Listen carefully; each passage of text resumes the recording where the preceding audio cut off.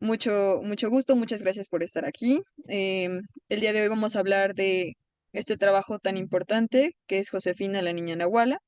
Nos acompañan Rosa y nos acompaña Joan, que es autora e intérprete de la obra, junto con la dirección de la misma. Entonces, a mí me gustaría hablar un poco sobre el proceso de creación de la obra y la recepción que ha tenido. Me gustaría dejar como muy al aire la pregunta a quien guste responderla. ¿Cuál fue el detonante para crear la obra y por qué sería importante hablar de esta forma de teatro específica que es el unipersonal? Y yo puedo empezar por la primera parte y ya le Claro, cedo la claro, parte del unipersonal a Joan. claro, claro.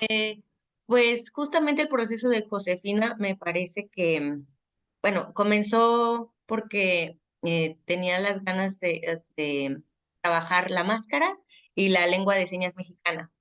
Entonces eran dos, eh, digamos, lenguajes, aunque se dice lengua de señas mexicanas y el lenguaje de la máscara, y era una hipótesis de cómo a través del cuerpo se podía, o sea, a mí me gustaba mucho la lengua de señas y dije, claro, y entonces con la máscara y entonces todo en el cuerpo y se va a poder hacer, ¿no? Era la hipótesis, cómo contar una historia con el cuerpo y la lengua de señas mexicana. Y de ahí escribí el proyecto y afortunadamente fue beneficiado por el programa de creadores escénicos, lo cual, pues la verdad me permitió organizar unas sesiones con Joan, que se encuentra ya en Cabeza de Toro, Chiapas. Yo tenía muchas ganas de trabajar con él, que conocía su trabajo previo de montajes que había hecho en Jalapa, y tenía muchas ganas de trabajar con Joan y su estética de las máscaras, porque además él es el constructor de las máscaras. Y le dije que si me permitía como tomar un taller con él allá en Cabeza de Toro y sumarse al proyecto. Aún no estaban definidos los roles de la obra, más bien empezamos con un proceso de investigación y entonces Taide Pedraza, que es del colectivo Dionisiacas, ella es la directora del colectivo, yo soy la productora y las dos somos actrices. Entonces, en esta ocasión a ella le tocó llevarse la batuta de la producción, la organización y y decidimos ir a tomar el taller con Joan. Entonces estuvimos ahí investigando, indagando sobre la máscara, la media máscara, trabajamos esa parte y nosotros acá en Jalapa empezamos a investigar la lengua de señas mexicana, a tomar talleres, a acercarnos a la comunidad sorda, que también era otro universo que no conocíamos, y ahí nos acompañó mucho Jess González, que tiene un grupo acá en Jalapa que se llama Manos a la Seña, y ella de alguna manera ya tenía una experiencia de la escuela, que era su proyecto de hacer teatro con una actriz sorda y una actriz oyente, y digamos ya había picado piedra en el camino de la comunidad sorda. Entonces fue muy amable y muy compartida y nos arropó en este proceso y a partir de ahí empezamos a trabajar y ver que tal vez no iba a ser tan sencillo como lo había imaginado y empezamos a encontrarnos con trabas de que la lengua de señas pues era más difícil de lo que habíamos pensado, que la máscara toda sin, digamos que con un gesto específico, pues entonces cuarteaba un poco esta regla de la lengua de señas que es el gesto del rostro. Entonces ahí nos decían, no, no puede ser máscara completa porque no tienes gesto, digamos, ¿no? Y fuimos muy tercos, ya tomamos la decisión, llegó el momento de tomar la decisión y dijimos, pues lo vamos a hacer con el cuerpo. Y, y entonces ya creo que en la segunda parte, donde ya Joan pudo venir a Jalapa, ahora él, a ver cómo iba avanzando el texto, la estructura de la historia, decidimos que ya podíamos hacerle la invitación formal. Así, Joan, ¿te avientas a la dirección? ¿Quieres hacerlo desde ese lado? Y ya, aceptó afortunadamente Joan y trabajamos ya lo que era el cierre del proceso para noviembre. Entonces, Taide hizo la música en vivo. En esa primera presentación creíamos que era interesante cómo la música en vivo podía ayudar a la comunidad sorda a ver al menos los elementos que estaban sonando. aunque no escuchara. Eh, y después, ya en el segundo tratamiento que le dimos a la obra en febrero de este año, entonces decidimos que se salía la música, digamos que íbamos a apostarle más a las vibraciones, a los bajos, eh, y ya se iba a quedar solo, digamos, el personaje ahí en la puesta en escena. Pues Eglantina ha ahondado mucho en todo el proceso. Fue un proceso muy, muy rico que que ha tenido varias partes. La primera aquí en Cabeza de Toro, aquí en Chiapas, donde exploramos por primera vez con Eglantina y Tai la máscara. Antes de empezar, antes de saber qué íbamos a hacer, ya se tenía la idea. Es una obra para la comunidad sorda con máscaras y lengua de señas, pero no sabíamos todavía qué tipo de máscaras, qué tipo de lenguaje corporal íbamos a usar. Entonces se dio el primer proceso de tallerear aquí con las máscaras que yo tengo para esos fines, pues para tallerear.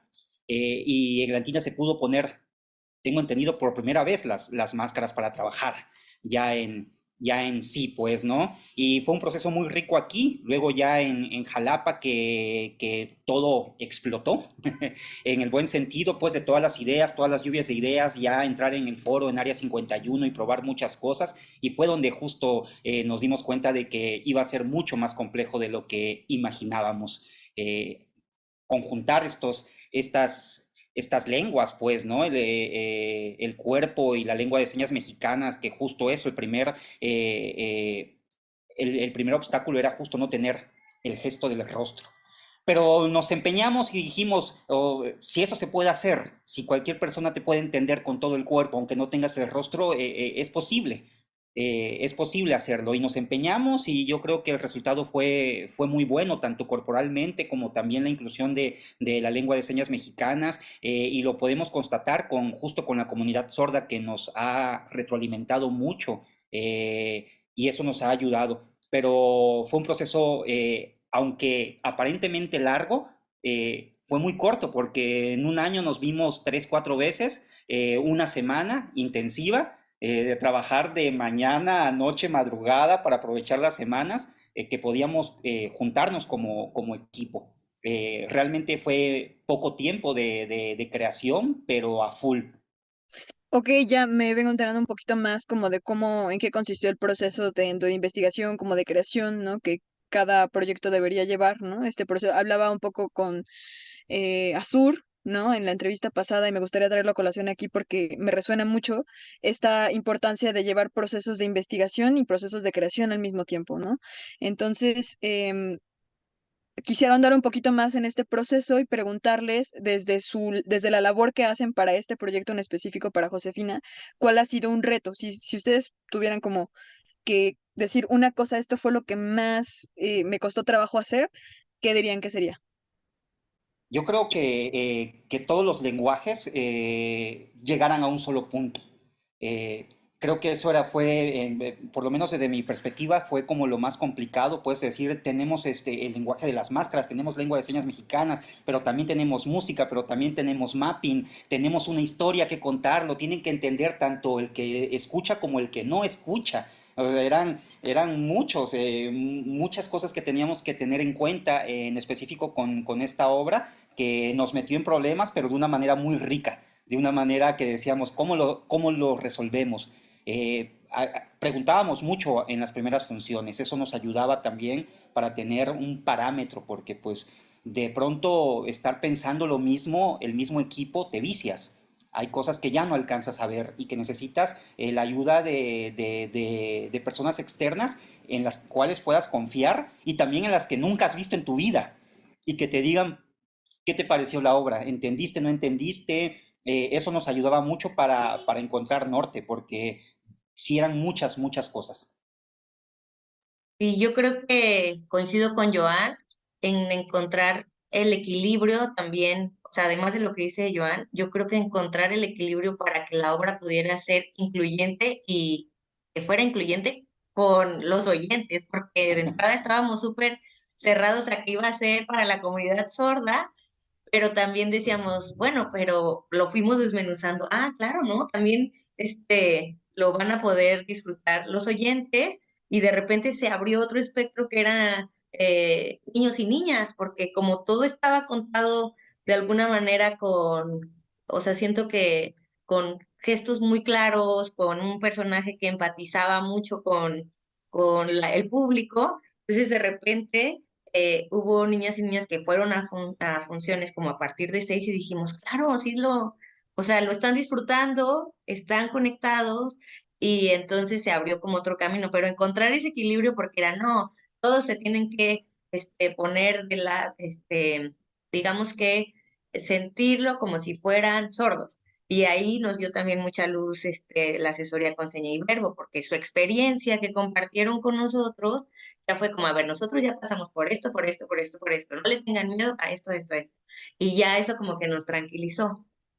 Creo que confiar, o sea, en un proceso creativo lo que he visto, que también es, bueno, personalmente, es confiar en lo que estamos haciendo, porque hay muchos momentos de muchas dudas y dices, no, ya, tiro la toalla, olvídenlo. O sea, nos topábamos con pared muchas veces, y yo creo que ahí confiar en lo que uno está haciendo y que la va a regar y que la puede volver a resolver. Y yo creo que eso fue como que en algún punto una parte decisiva, confiar en que iba a salir. Ok, entonces entiendo lo que les comentaba al inicio, era que a mí me interesaba bastante también la parte del proceso, la parte de investigación, la parte de creación, el cómo se fue mutando a partir de las diversas críticas que las personas llegaban a hacer sobre su trabajo. Ahora me gustaría que aterrizáramos un poco, si me pudieran contar o nos pudieran compartir desde su perspectiva igual, cómo ha sido la recepción del público sordo y cómo ha sido la recepción del público oyente. O sea, qué les han dicho, y qué de eso también se llevan, qué de eso, a partir de lo que dices, ¿no, Rosa? Han tomado decisiones a partir de eso, ¿no? Si pudieran compartir un poco más acerca de la recepción, sería muy bueno. Pues creo que también ha tenido sus momentos. La recepción aquí en Jalapa, primero en el Work in Progress que hicimos, digamos, a la comunidad sorda, nos arropó desde el principio hasta la última función que hemos tenido acá en el Teatro del Estado.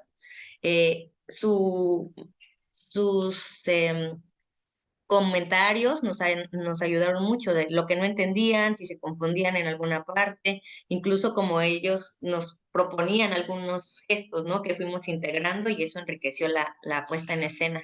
Y lo que nos pasó con el público, que yo creo que fue una gran experiencia, y también la obra ahí maduró mucho más en monólogos, en el circuito, en los lugares donde sí se le daba difusión a la comunidad sorda para que fuera a ver una obra, abrió también otro momento para el teatro en esas ciudades, porque entonces en la oscuridad de la sala, las personas que estaban al lado no sabían si era sorda o no. Y cuando hacíamos la charla final y de repente al lado de un oyente empezaban a darnos su retroalimentación con lengua de señas, de repente era como, todo el tiempo estuvo aquí conmigo, nunca, y entonces, claro, se hacía como una cosa bien padre de que estábamos en un mismo espacio conviviendo y que no había diferencia y todos entendían la obra. Y entonces el público, creo que de la comunidad sorda, decía, gracias, gracias porque puedo venir al teatro y ver algo que está hecho pensado en mí, y preguntar, bueno, ¿hay más obras así en el circuito? Ah, pues esta vez no, pero ya se abrió una puerta, ¿no? Una puerta de entrada ahí a la comunidad sorda al teatro. Eso creo que nos ha pasado con el público. Sí, justo eso. La comunidad sorda nos ha arropado. Es quien más nos ha retroalimentado de manera natural, ni siquiera luego porque siempre se abre la charla final de las funciones, pero sin pedírselo, muchas veces ellos van, se acercan, nos dicen, tiene que ver mucho por este olvido que hay a esa comunidad, pues de que hay pocas obras. Bueno, ahora hay más, hay muchas más obras, pues, pero es de un tiempo para acá, pues, donde se ha volteado a ver a la comunidad sorda que quiere ir al teatro. Nos damos cuenta de que quieren ir al teatro, disfrutan mucho la función, evidentemente, pues esta obra está hecha especialmente para ellos y sí, yo creo que hay una diferencia en cómo la disfruta un sordo a cómo lo disfruta un oyente. Eh, los oyentes que nos han retroalimentado, de repente nos han comentado de que ciertas cositas se las pueden perder porque están enseñadas, pues, ¿no? Hay como de abarcar al público oyente, pero el público, digo al público sordo, pero el público oyente puede que se pierda ciertas cositas, pero se compensan con otras. Evidentemente con los sonidos, pues, con la música, que también fue otro tema, porque en principio habíamos dicho que no íbamos a emplear música, sonidos, que iba a ser totalmente una obra sin sonido, para sordos totalmente, y que el oyente se integrara a eso. Pero Seña y Verbo fueron quien nos aconsejó, pongan música, sí pónganle. Aunque el sordo no le escuche de verdad, ellos de hecho nos dijeron que la comunidad sorda que no escucha absolutamente nada es poca, que la mayoría son hipoacústicos, pues, ¿no? Que hay algo que logran escuchar. Entonces se decidió eso, pues, y yo creo que quien lo más lo agradece finalmente es el público oyente, que puede acompañar todo esto, toda la obra. Pero sí, creo que la recepción ha sido particular en la comunidad oyente y en la comunidad sorda, pero la disfrutan por igual. Nos ha pasado, por ejemplo, una anécdota rápido, en Morelia, tuvimos un público sordo y ciego, que nos enteramos hasta el final porque nos dio unas cuantas palabras que tenía sus asistentes, y dijimos, güey, yo al menos pensé, wow, o sea, esta obra está propiciando que ese público que generalmente está en sus casas, que raramente lo sacan por eso, pues, ¿no? Y más a un evento artístico, un evento cultural, vaya al teatro, se atreva a decir algo. No me imagino cómo habrá sido, pues, la experiencia de esta persona, pero al menos desde fuera fue algo fuerte para mí, pues, de decir, hay un público ahí que quiere ver teatro y que pocas veces volteamos a ver. De esto que nos ha pasado también me parece que lo que propicia Josefina y que no lo había pensado yo cuando pensé en el proyecto es cómo una niña sorda, que es finalmente la anécdota, logra desafiar y sale y de su mundo que a veces tienen, o sea, se escribe a partir de algunas entrevistas que realicé a mujeres sordas y entonces, cuando van personas que conocen a alguien que es sordo y dicen, ay, lo hubiera traído para que viera, o sea, uno, cómo se identifican algunas personas en esa historia y dicen, ah, sí fue mi historia, y otras, como dicen, hubiera traído a, no sé, Juanita que tiene a su hija y que no la saca porque lo hubiera podido ver que puede hacerlo, ¿no? Y eso también ha sido algo interesante que ha pasado y que nos hace pensar que vamos por buen camino, ¿no? O que también detonen ese interés de las personas por aprender una lengua nueva, ¿no? Creo que es algo que también es fundamental. A mí me pasaba con seña y verbo que yo lo mismo, ¿no? Mi interés por la lengua de señas, este, empezó hace como 2 años. Me interesé por aprender y luego dije, ¿quién está haciendo esto en teatro? ¿No? ¿Cómo se relaciona con lo que decía Joan, ¿no? Con las personas sordas que no tienen, más que no tener acceso, no está condicionado, digamos, ¿no? O sea, no permite esta cuestión que a mí me parece que ustedes han propuesto como una palabra clave de su proyecto, que es la inclusión. Entonces, como para cerrar un poco la conversación, sí me gustaría preguntarles cómo perciben ustedes la relación entre este concepto fundamental de su proyecto, que es inclusión y cultura de paz, que también es un concepto que me llama mucho la atención, con el producto y el proceso también de la obra. Mm. Pues a mí me parece que en la cuestión de la inclusión sucede desde que se hace una invitación específica, o sea, nos ha pasado, aquí lo logramos, acercarnos a estos grupos que ya están, digamos, armados, ¿no? Y que la misma comunidad sorda va corriendo la voz de que hay algo específico.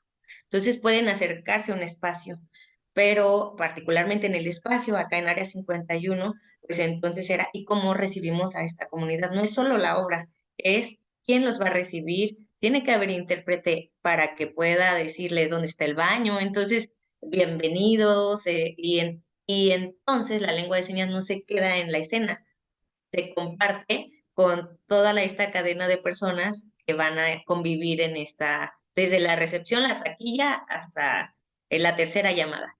Y creo que eso también sucedió en el Festival de Monólogos. Entonces, no sé, por tener esta obra, entonces buscaron a la comunidad sorda de ese lugar y entonces las llevaron al teatro, y a partir de ahí buscaron a alguien que pudiera recibirlos en el teatro. Entonces no es solo llego al teatro, me meto y que se apague la luz, ya me buscaron, me invitaron, y además me reciben, ¿no? Desde la entrada. Y como dices, la gente que de repente dice, existe la lengua de señas mexicana, que además es mexicana, ¿y cómo la puedo aprender? No, sí, y surge el otro interés, que entonces va a rebotar en que cuando, bueno, que nos ha pasado, ¿no? Que vamos a un Oxxo, nos pasó en Colima, y había una persona sorda y ya pudimos de alguna manera comunicarnos. Entonces, no solo se queda en la escena, sino en la vida cotidiana, se va integrando esta posibilidad de diálogo, eso en la inclusión.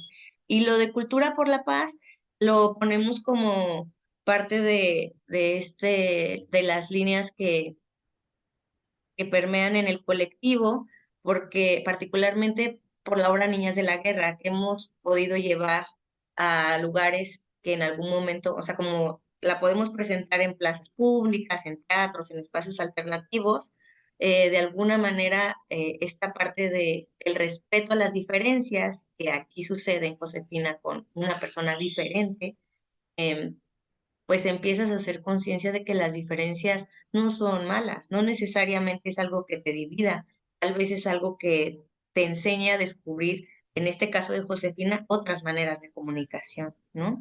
Y en ese sentido va por ahí esta línea de Cultura por la Paz que manejamos como una de las zonas de exploración del colectivo en las puestas en escena. Sí, yo solamente para agregar todo esto que ha dicho Eglantina, pues, y con el tema de la inclusión específicamente en el teatro,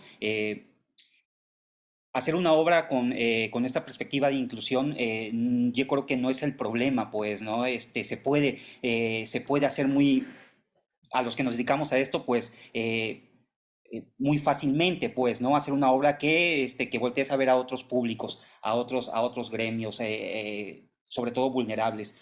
El problema es cómo les haces llegar el producto, porque muchas veces esas personas, por este mismo olvido sistemático, pues no atienden, no están constantemente buscando obras de teatro para ir a ver, pues. Yo creo que ahí es justamente donde está el problema, cómo hacer que la información le llegue y sobre todo una vez que le llegue, qué teatros, qué foros tienen lo necesario para recibirlos, lo que decía Eglantina, pues, ¿no? Para las personas que llegan en silla de ruedas, las rampas, para los sordos, para los ciegos, que hayan toda esta infraestructura que se necesita, que desafortunadamente vamos como país, estamos lejos todavía. La Ciudad de México, pues sí, la mayoría los tienen, pues, pero en el interior del país es complicado. Afortunadamente esta obra funcionó muy bien porque la comunidad sorda es muy unida. Tienen sus colectivos, sus grupos, sus mecanismos de comunicación donde ellos se recomiendan y afortunadamente les pudo llegar la información y pudieron llegar a las funciones de Josefina. Ha sido rara la función, hemos tenido poca participación de gente sorda. Eh, la mayoría hemos tenido buen público, pero yo creo que ahí es donde está el tema, pues una vez que tenemos este producto, ¿cómo se los hacemos llegar? ¿Cómo hacemos que los espacios tengan lo necesario para recibirlos? Oigan, pues muchísimas gracias por estar aquí hoy. Les agradezco mucho haber compartido parte de su proceso. Estoy ansiosa por ver Josefina en la muestra nacional próximamente. Y pues nos estamos viendo pronto en la muestra nacional de teatro. Cuídense mucho y hasta luego. Muchas gracias por estar. Gracias. Estamos en contacto. Hasta luego. Adiós.